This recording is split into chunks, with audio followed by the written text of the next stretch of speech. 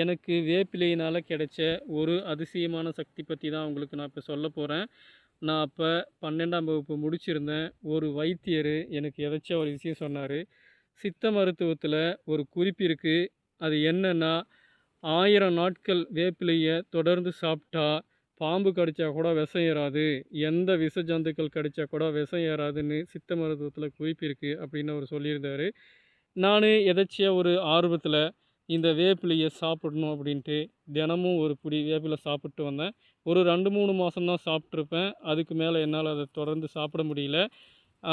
அதுக்கே எனக்கு ஒரு சக்தி கிடைச்சிது. அது என்னென்னா, ஒரு நாள் மாட்டுக்காக புல் அறுத்துட்ருக்கேன். அந்த சமயத்தில் ஒரு குளவி என்னை கடிச்சிடுச்சு. அந்த குளவி கடிச்சு தொட்டு பார்க்குறேன், கொஞ்ச நேரத்தில் வீக்கம் வந்துருச்சு. அதுக்கு அடுத்து ஒரு 5 நிமிஷம் கழித்து தொட்டு பார்க்குறேன், எனக்கு அந்த வீக்கம் சுத்தமாக கரைஞ்சிருந்தது. குளவி கடிச்சதுக்கான அடையாளமே இல்லை. ஆச்சரியமாக இருந்தது. அதுக்கப்புறம் தேன் அளிக்கும் போது தேன் பூச்சி கடித்தாலையும் அதே மாதிரி வீக்கம் சுத்தமாக இல்லாமல் எனக்கு வீக்கம் வீங்கும். ஆனால் டக்குன்னு கரைஞ்சிடும். 5 நிமிஷத்தில் கரைஞ்சிடும்.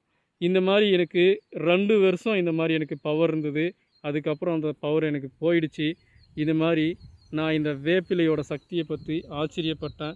அது மட்டும் இல்லாமல் சித்த மருத்துவத்து மேலே ஒரு ஆர்வமும் வந்ததுங்க.